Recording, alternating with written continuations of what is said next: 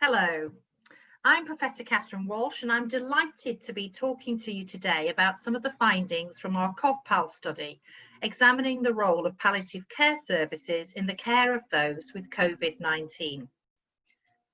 Before I go further, I want to acknowledge the whole team contributing to this really important work, and we're really grateful to the Medical Research Council in the UK and the NIHR Applied Research Collaboration and others who've supported this work.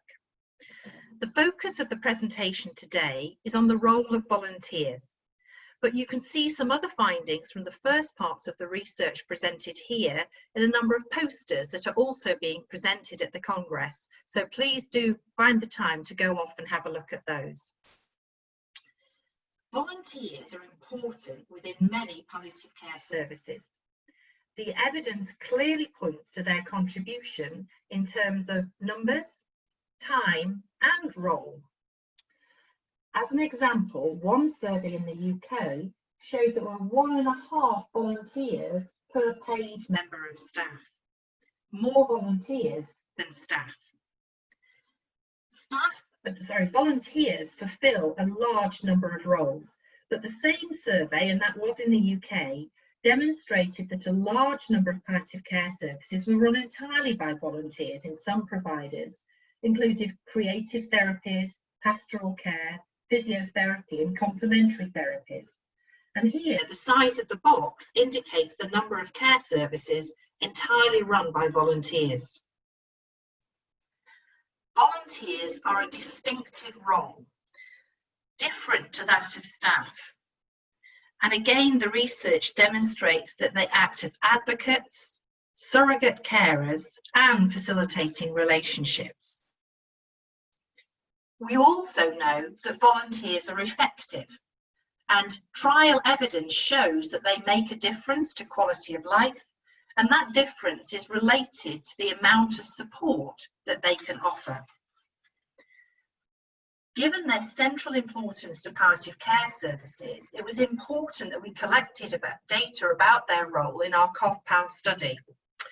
This is an international study, and in this part of the study, we distributed an online survey internationally to specialist palliative care providers in hospital, hospices, and across community settings. These were completed between April and July this year, 2020. And here we're presenting information examining how volunteers were deployed within hospice and palliative care services during the COVID-19 pandemic. We received 458 responses from across the world, although responses from the UK did predominate. The services were managed in various different ways, unsurprising given the different palliative care models across the world. But here you can see the variety that we managed to capture. Most services had cared for people with confirmed or suspected COVID-19. However, only 9% of services reported that they had a volunteer or volunteers diagnosed with COVID-19. Services typically reported that volunteers had held a wide variety of roles. This was pre-COVID, with many supporting patients directly, for example in caring or befriending roles, but indirect support such as helping with refreshments or back office, such as volunteering in shops or helping with finance, were also very common. Despite, however, the apparent centrality of volunteers in running these services and the operation of the services, the advent of COVID-19 meant a major change in their deployment. Whilst a small minority reported more use of volunteers, most services reported very much less use of volunteers.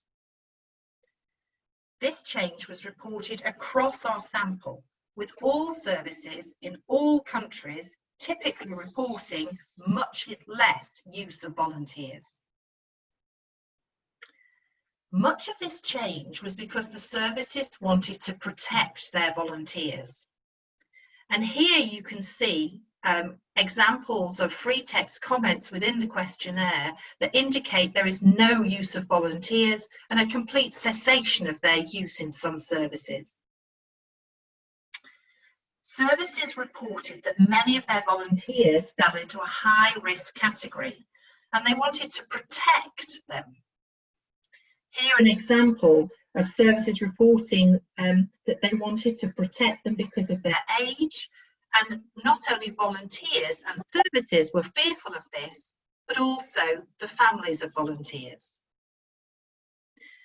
Seemingly equally common was a blanket prohibition of volunteer deployment.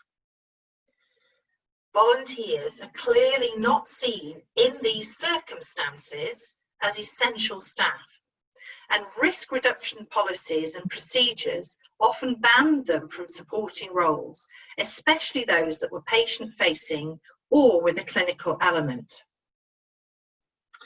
However, some services that had continued deploying volunteers reported how they had changed or innovated practice so this important resource could support their COVID-19 response.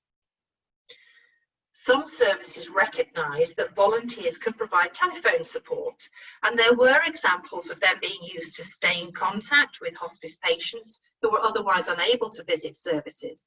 And this was typically by phone rather than using any video calling technologies. Low-tech solutions seem to be important here. More rarely, there were examples of volunteers being deployed to fulfill completely new roles, such as facilitating the completion of electric care coordination documents and to increase the ability of services to respond appropriately should care be required.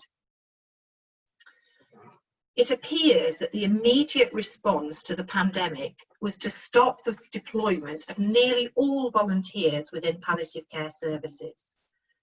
Consideration now needs to be given urgently before any further COVID-19 surges or other service challenges to how a response might be more nuanced, with advanced consideration of appropriate roles that are virtual or appropriately risk assessed. There can be learning from services that did use volunteers in new roles that were triggered by other aspects of their COVID response. A major concern is the typically older age profile of the volunteer base, and efforts to widen this volunteer base should continue. Volunteers are important.